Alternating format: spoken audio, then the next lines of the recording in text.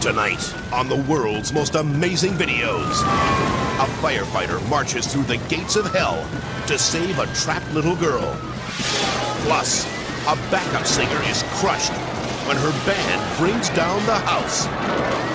And a skier loses control and plummets down a mountain at 90 miles an hour. Plus, a terrified pilot fights to survive when his jet plunges off the side of an aircraft carrier. And a man dangles 125 feet above the ground. Can rescue workers reach him in time? These are the incredible true life stories of people who face their most desperate hour and live to tell about it. Everything you are about to see is real. Real people, real danger, real excitement. Get ready to experience the thrill of a lifetime. You are about to witness the world's most amazing videos.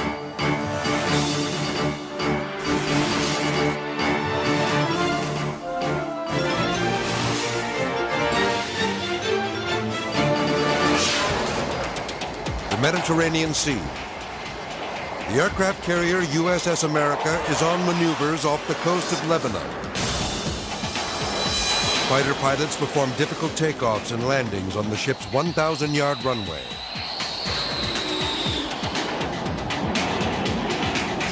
Admiral Zaps Ladapur is the air group commander in charge. Landing on a carrier is a different experience. The pilot has to put that airplane in exactly the right spot, exactly the right time, and at the right speed. And this literally does a crash into the flight deck. These high-impact landings occur when the jet slams into the flight deck at full throttle. In order to stop, the plane's tailhook must catch one of 4 steel cables. If the pilot misses them, the result could be fatal. So far, the maneuvers have gone off without incident. But that's all about to change. Lieutenant Charlie Bowe guides his fighter jet in for a landing. The tailhook catches the cable and brings the jet to an abrupt stop. But suddenly, the aircraft veers toward the edge of the ship.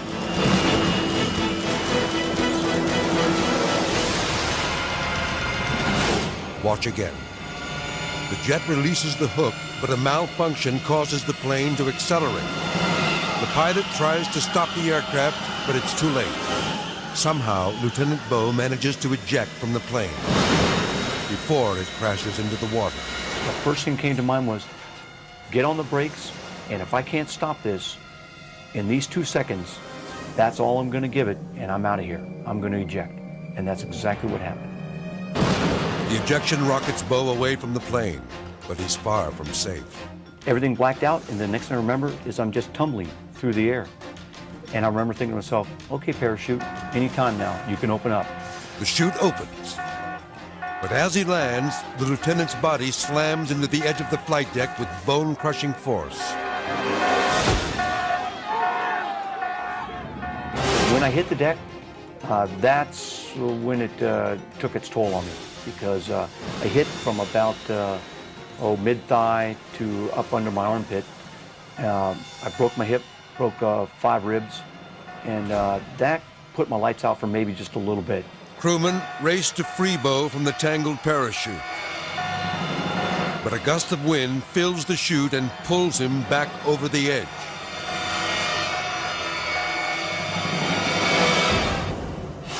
The parachute stayed inflated and just pulled me along the deck. Incredibly, Bowe lands in a safety net just a few feet below the deck. That's the next thing I remember is them looking down at me, and I'm looking up at them. They said, "Sir, are you all right?" I went, that hurt. Moments later, Bowe is back on board where he's rushed to the ship's hospital. Thanks to his quick thinking, he survives this terrifying accident. Although he suffers serious injuries, Bowe knows this landing could have been his last. I felt so fortunate that I survived that accident that it gave me an appreciation, a real appreciation for the fact that I'm still here, and by God, just enjoy it to the max.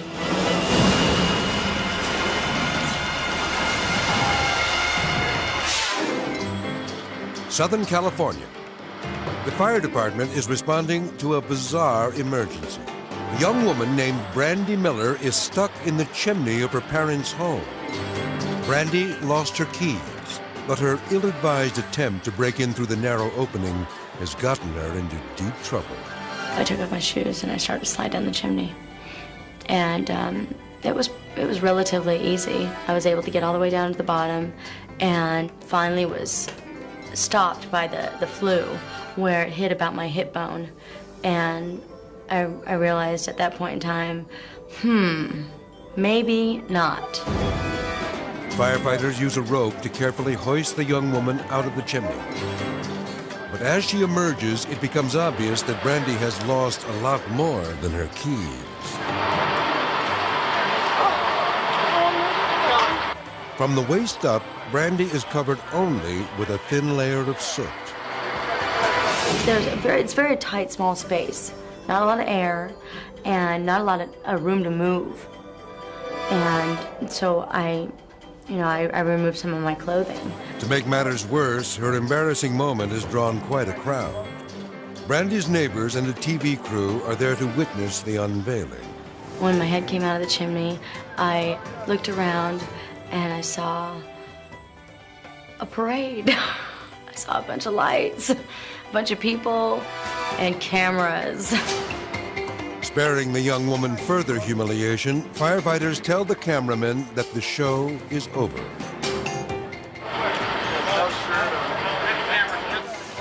Brandy is covered in a fireman's coat and helped down the ladder. Then she's placed on a stretcher and taken to an ambulance. The paramedics want to rush her to the emergency room, but Brandy just wants her nightmare to end. Okay, we'll check you out. I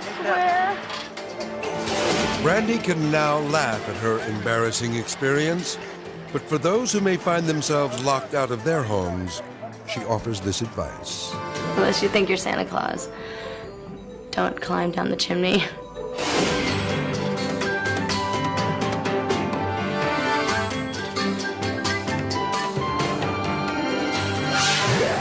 Kitzbühel, Austria. Top-ranked Canadian skier Todd Brooker is making his final practice run for the Hahnenkamm World Cup. This is one of the most treacherous downhill courses known to man. Todd is nearing 90 miles an hour when suddenly his left ski is sheared off.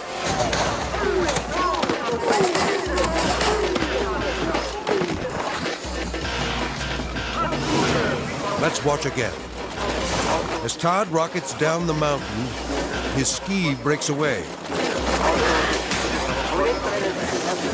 He slams onto his head and knocks himself unconscious. He cartwheels uncontrollably at breakneck speed.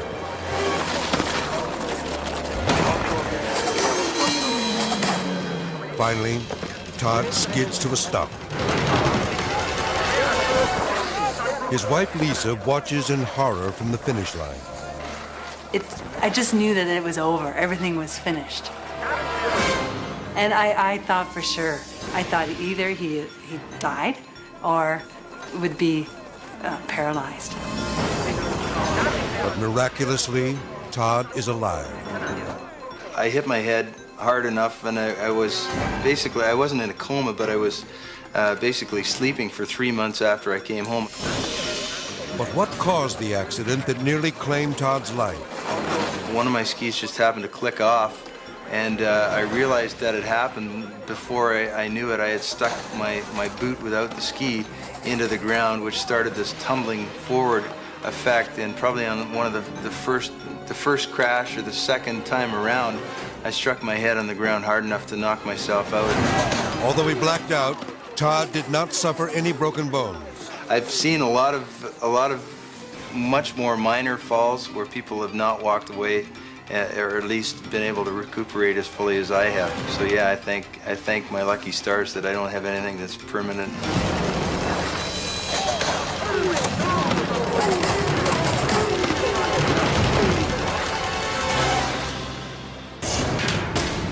Coming up, when a bullfight goes bad.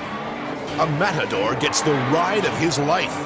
And a hot air balloon explodes, trapping a terrified mother and her child in a fireball of flames. Then later, a new sports car is totaled during a driving test. Plus, an explosion rocks a fishing boat, and the captain goes down with the ship. When the world's most amazing videos returns.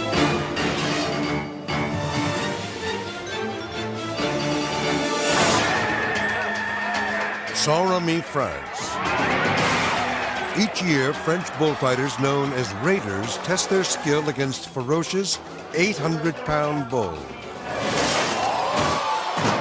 But unlike traditional Spanish matadors, the men don't intend to hurt the animal. Instead, their goal is to grab a small ring that's placed between the bull's horns and escape with their lives.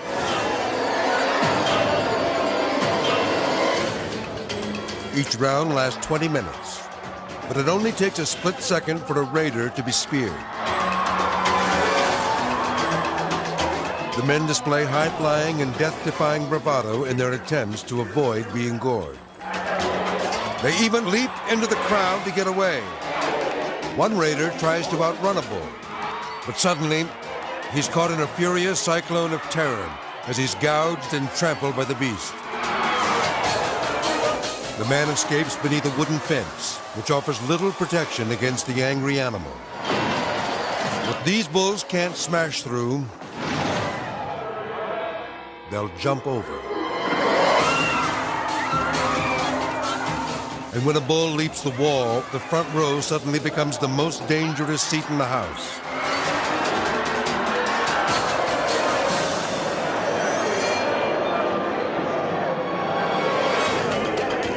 So far, all of the competitors have escaped without serious injury. But the festival is about to take an even more savage turn.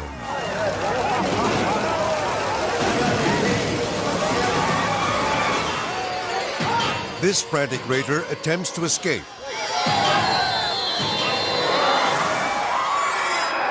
But he falls painfully short. Watch again. As the bull thrusts upward, the man is caught on the horns of a dilemma.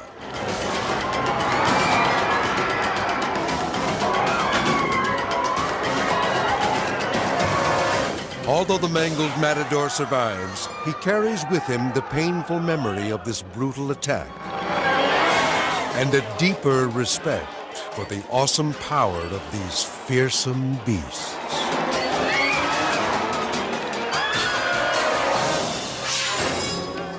Galicia, Spain. The annual hot air balloon fiesta is underway. Hundreds of onlookers anxiously await the liftoff of this homemade airship. Workers put the finishing touches on the 60-foot-high balloon. Using a bonfire, they carefully heat the air to inflate the craft.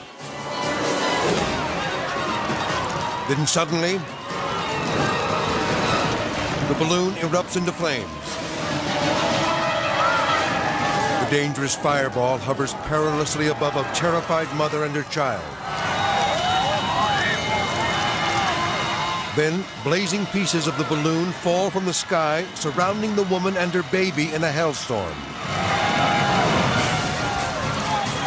The frightened mother cradles her daughter to shield her from burning debris.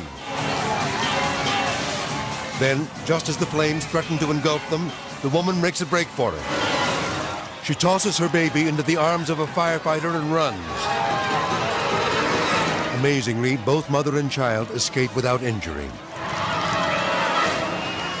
The townspeople help control the blaze, bringing an end to this fiery night of terror.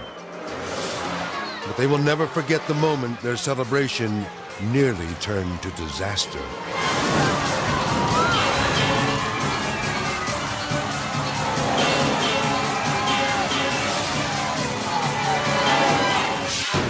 Now, an amazing video classic. Lincoln, Maine. State Trooper Stephen Murray, the calmest patrolman in New England, is about to issue a speeding ticket to Harold Waltz, the angriest driver in America. What's the date on that? I'll have to plead guilty if I got to work, because I can't take the court to take the day off. Now just give me the thing, let me get out of here. The trooper caught him driving 84 miles an hour. But he will soon discover that Harold's motor mouth can move a lot faster than that. I didn't do nothing wrong, and I know I did. Now let me get the out of here. I ain't in no hurry, but I did want to get some pills for my dog. It's just about ready to get the out of here. Give me that. Can I explain it to you, sir, so you'll know what you need to do? I know what I do. You're ripping me off, and I didn't deserve it because I didn't do nothing wrong. Incredibly, Trooper Murray manages to keep his cool as he is berated by the irate driver. Irate would be a good description of this guy. He was totally, like I was ruining his day. This guy came crashing down. Now, are you a state or local? Looks like you're a state trooper. Get back and pick up some more guys and run up the friggin' deficit on the working man. Just give me the damn thing, let me get out of here. As Harold lashes out with a non-stop stream of insults and profanity, Trooper Murray calmly goes about his duty. Read the instructions here. This says you have 20 days to respond to this summons. Read the back of this hard copy. This will explain how you can have a trial if you want. On the back, that'll explain it. Attaches an envelope. See? Put a stamp on that, you mail that in. They'll tell you what to do. Yeah, I can afford the stamp. Until now, Harold has just been blowing off steam. But watch what happens when he is told how much the ticket will cost. The fine's right here, sir. It's $137.50. Harold explodes. You're crazy! I get it! You're crazy! My wife took money out of her! Now where she's working to pay my insurance so I wouldn't get picked up. You're crazy! He just kept swearing, and just the whole vehicle was rocking from side to side just because he was just going crazy in there, just shaking him.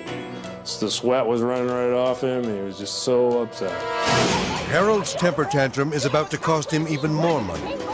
He now faces additional fines for tearing up his ticket. If you don't pick this up, sir, I'm going to summon you for littering.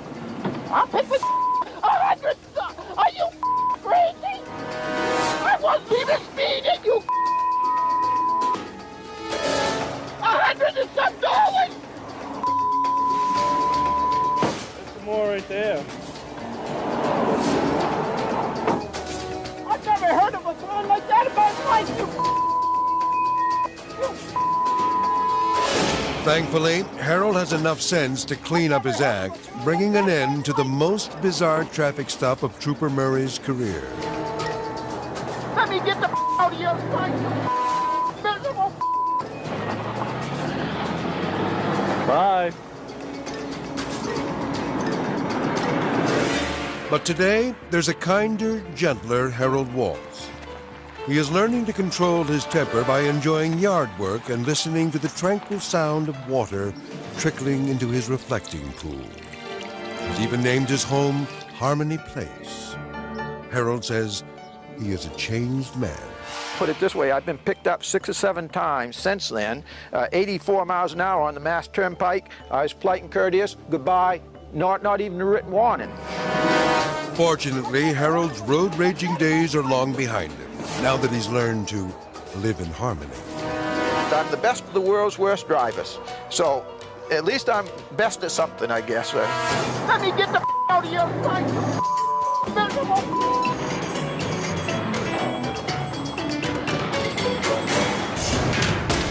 Next up, a firefighter puts his life on the line to pull a young girl from a raging inferno.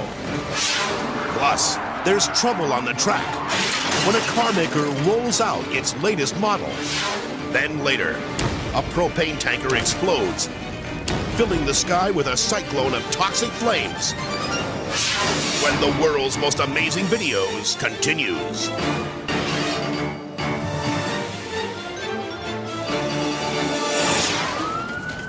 Auckland, New Zealand. A tanker collides with a car and erupts into a massive column of fire. The driver of the car has already escaped. Firefighters don't believe anyone else could still be alive in the flaming wreckage. But suddenly, something beneath the burning tanker catches the eye of firefighter Roy Kennedy. It seems impossible, but there is movement.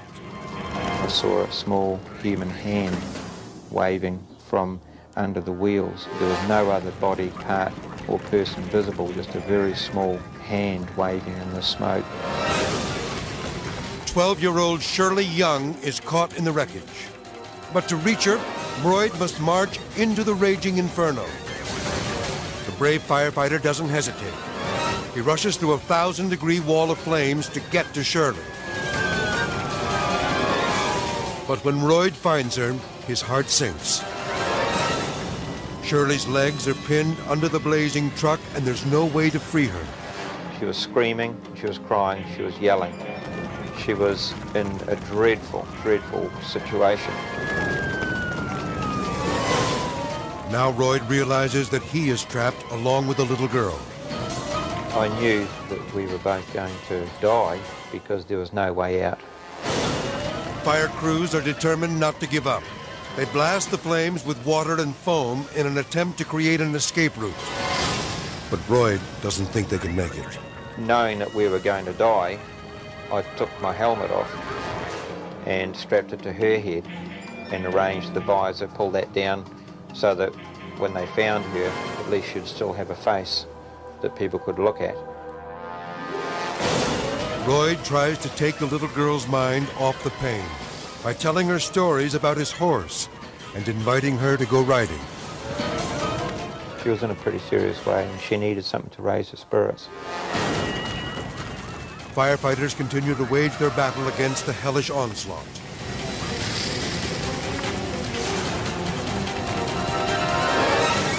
Then, at the last possible moment, rescuers are able to fight back the flames and get to the tanker. Jacks are quickly put in place and the burning truck is lifted. At last, Shirley is free. Royd delivers her to safety. Overcome with emotion, the exhausted fireman gives the suffering little girl a tender kiss.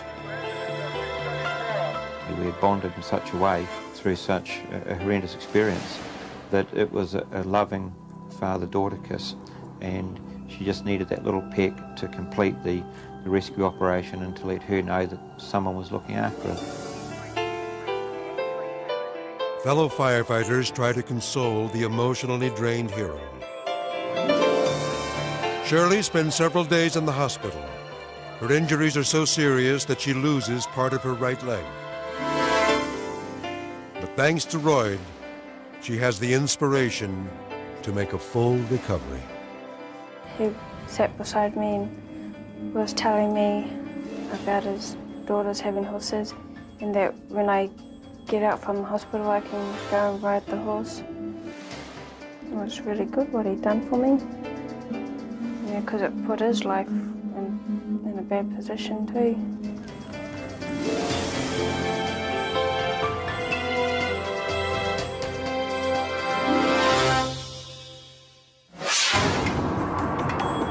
Wellington, New Zealand. Test driver Klaus Heimel spends the morning practicing for a very important demonstration. He's preparing to put this new BMW sports car through its paces for the company's top executives. In Klaus's expert hands, the vehicle performs with remarkable precision. Now, the moment of truth has arrived. The executives watch anxiously. Klaus tries to impress his bosses with a difficult 360-degree spin. He speeds down the track at 50 miles an hour. But then, Klaus's world turns upside down. Let's look again. As he goes into the turn, Klaus loses control. And the driving test turns into a crash test.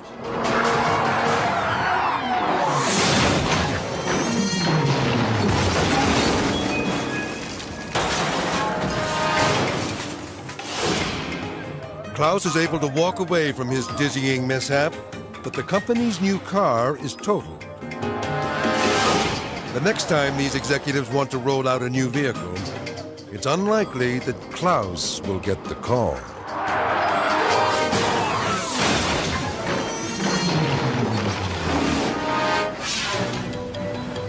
Gulf of Alaska. 7 miles off the coast, a group of fishermen from California are having a lucky day. The first halibut on the boat.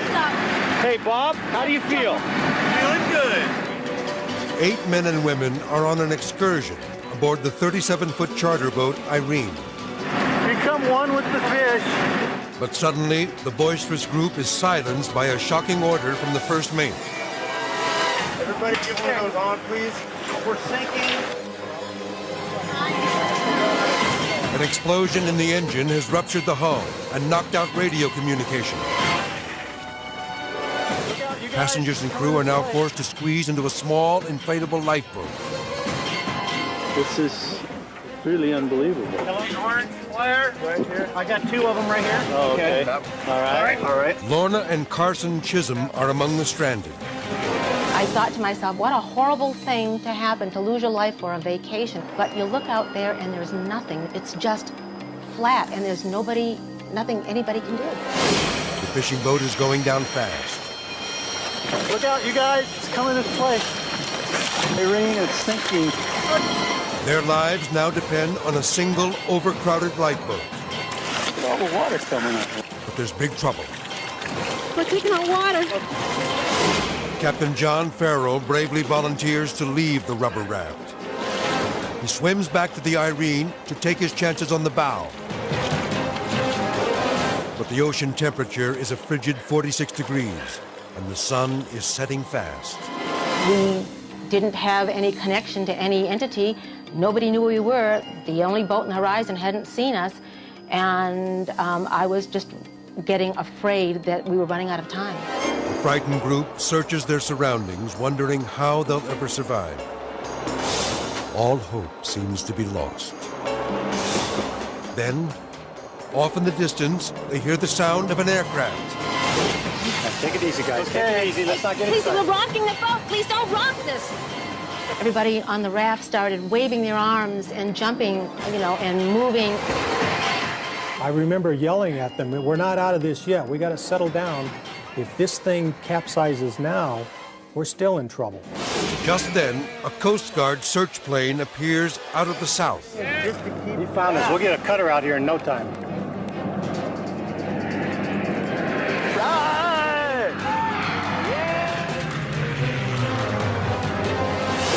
But the danger is far from over.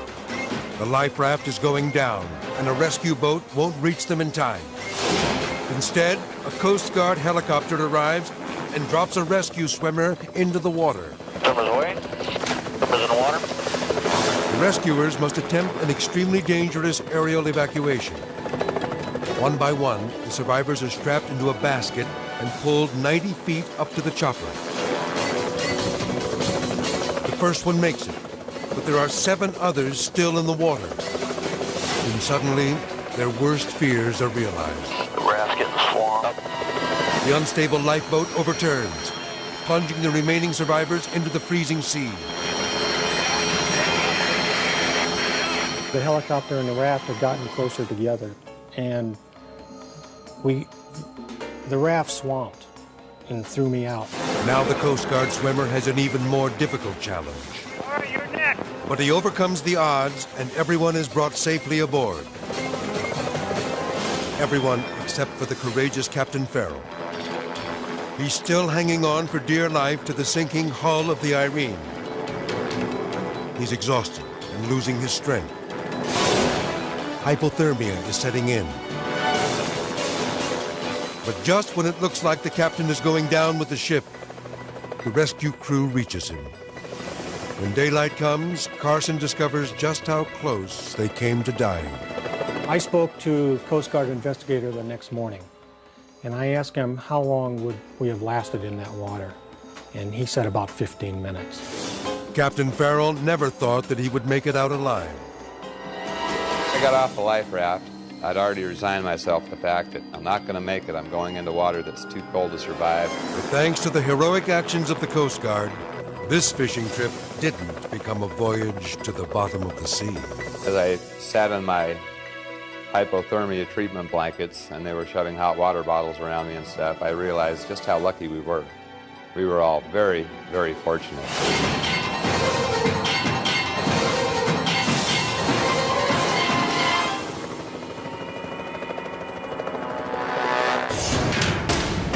Next, bullets fly when a police officer is taken hostage by a desperate gunman.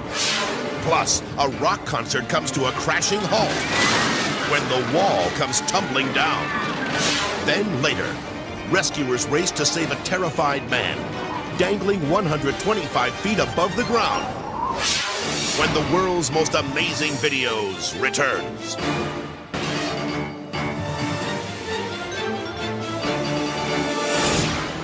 Providence, Rhode Island. Police are searching the streets for 3 armed bank robbers. But then the manhunt takes a horrifying turn. John Hicks, a vicious career criminal, has ambushed Officer Osvaldo Castillo and taken him hostage. Hicks has wrestled away Castillo's service revolver and is pointing it at the officer's head. The fugitive has another gun pressed against the cop's throat. The gunman is desperate and knows his only hope of escape is a getaway car that's parked in the street. He's completely surrounded as he inches his way down the passenger side of the vehicle. He orders Officer Castillo to get in, but the brave cop tries to stall. Police can't even draw their guns because one wrong move could cost their fellow officer his life. Castillo, a 13-year veteran, knows that all he can do is stay calm and try to talk the gunman into giving up. But Hicks forces him into the front seat and orders him to drive. Castillo is certain the other officers will never allow Hicks to escape. They will have to shoot the fugitive, even at the risk of wounding Castillo. They have to act now. Police snipers see an opportunity and fire. The officers storm the car, unleashing a devastating hail of gunfire. His fellow policemen race in and drag him to safety.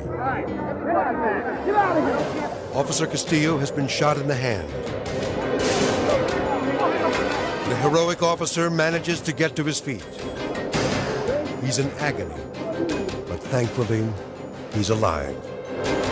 It wasn't until I was sitting down on the sidewalk that I realized that I was safe. Castillo was convinced the crazed outlaw was going to kill him. The gun was going right through my ears, and I could feel that he wants to really shoot me.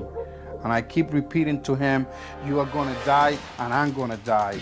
If you don't give up, we both are gonna die. Let's watch again.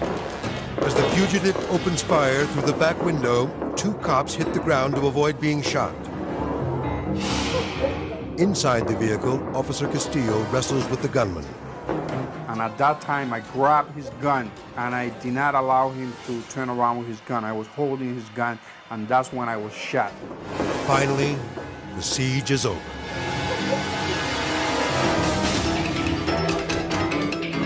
Well, at the very end, I was very thankful to the other brother police officers.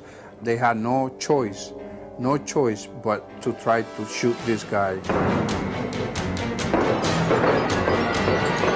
If not for the courageous efforts of his fellow officers, Castillo knows he would never have gotten out alive. Now for the viewer video of the week, sent to us by Irene Medeo of New York City. Moscow, Russia. A local band called The Tough Guys is performing an outdoor concert in the rain. Despite the downpour, the musicians give it all they've got. The audience cheers wildly as the band brings down the house, literally. With no warning, the monstrous set behind the group collapses. Let's watch again. A gust of wind blows in from the south, sending the towering scenery crumbling down on the Tough Guys. Backup singer Lena Matyushina is crushed beneath a giant slab of solid wood.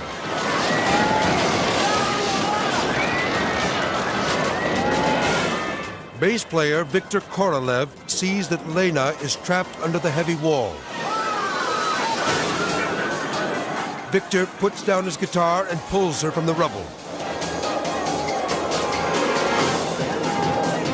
Cradling Lena in his arms, he carries her to safety.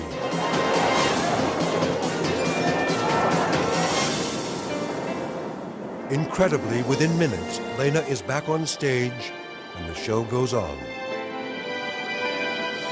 Lena Matyushina proves that the toughest of the tough guys is a girl.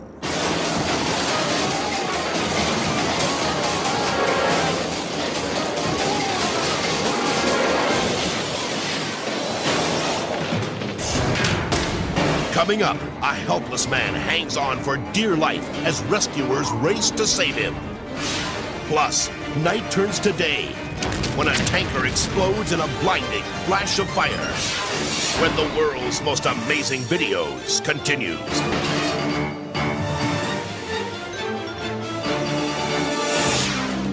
Ponderosa, Texas.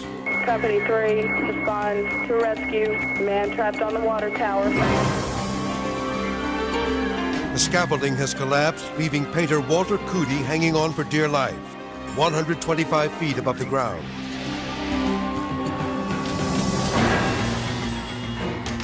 Firefighters must devise a plan because their tallest ladder can't reach him. And calling party stated the man fell from the water tower and is suspended from a rope. They are unable to get to him. Rescuers decide the only way to save Walter is to climb to the top of the tower and rappel down to him on a rope. Firefighter Paul Cote volunteers for the dangerous assignment. But he's never attempted a high-altitude rescue before. Walter tries desperately to hang on to his lifeline, but his grip is weakening. The rope is tightening around his abdomen, making it nearly impossible to breathe. Cote cautiously moves toward the terrified man. Walter summons the strength to hold on. Inch by inch, Cote slowly lowers himself down the slippery tower, fully aware that one false step could be his last. Ignoring the dizzying height, Cote prepares to step off the side of the tower.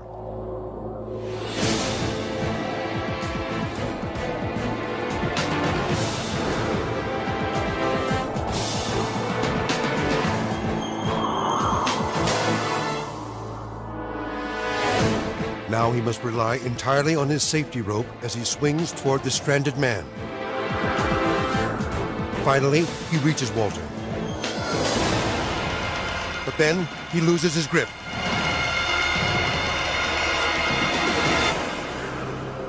Cote manages to regain control and wraps a safety belt around the man. But there's not much time. Walter's lifeline is tightening and his stomach is being crushed. Then, more trouble. The safety lines have become tangled. The two men are trapped in midair. Now, the rescuer is in need of rescue. The patient's not the one that's hurting, it's the rescuer. Another firefighter on the ground will have to climb the treacherous tower to save the men.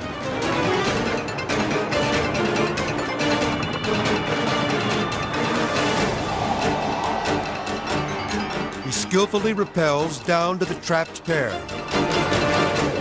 Lowering himself into position, he approaches Walter from the opposite side. Cote recognizes the brave man. He's Roger Leader, a Houston firefighter who trained Cote in high-rise rescues just 1 month before. Cote offers to hang 125 feet above ground while Walter is lowered to safety. I looked at him and said, look, just take him and go, and I'll follow you guys down. And Roger didn't like that idea. He said, no, we're all going down together. The men cut away Walter's rope. One tiny mistake could send all three plunging to their deaths.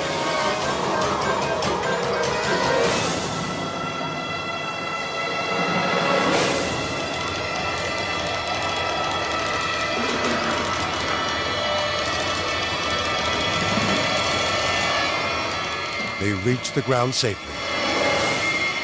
Walter knows he's lucky to be alive.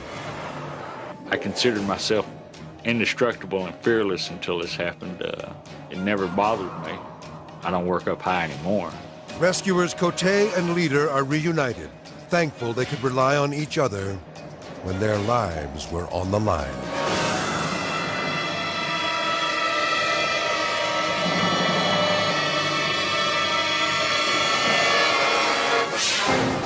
Murdoch, Illinois. A train pulling tanker cars full of chemicals has derailed and burst into flames.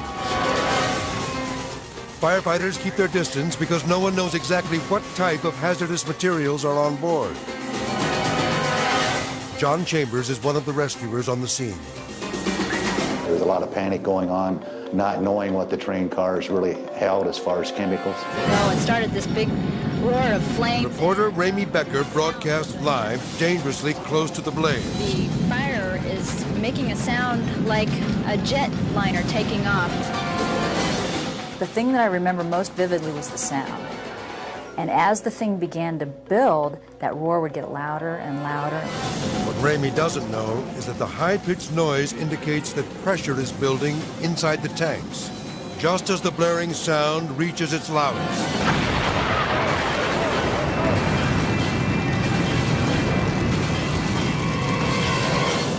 A tanker full of propane gas explodes in a colossal fireball.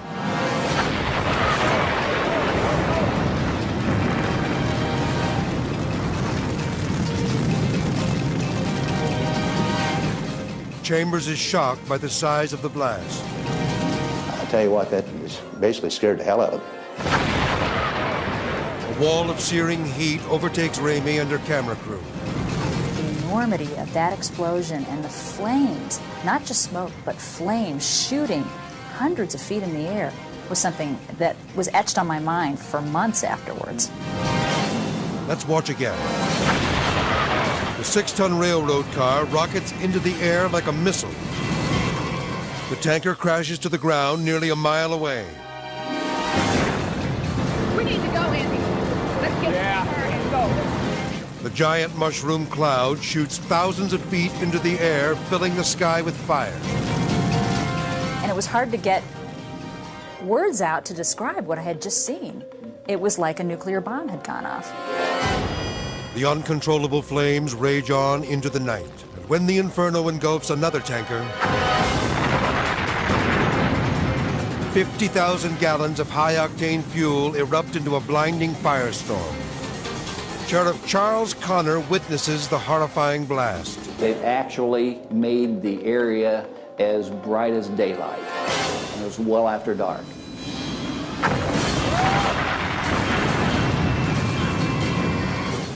Finally, 72 hours later, firefighters managed to bring the flames under control. But not before it turns the rail yard into a mound of molten metal.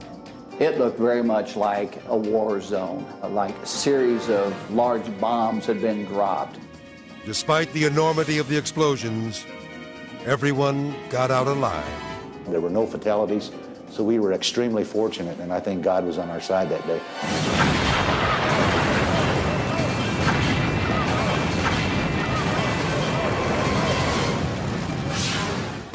If you have an amazing video, then we want to hear from you. Just send it to World's Most Amazing Videos, Post Office Box 933026, Los Angeles, California 90093. If we use it, there's a cash reward waiting for you. So send your amazing videos today. The World's Most Amazing Videos will return. Next on The World's Most Amazing Videos, when a cameraman rolls tape, he gets rolled by a runaway race car. Plus, spectators run for cover as a giant helicopter plunges from the sky.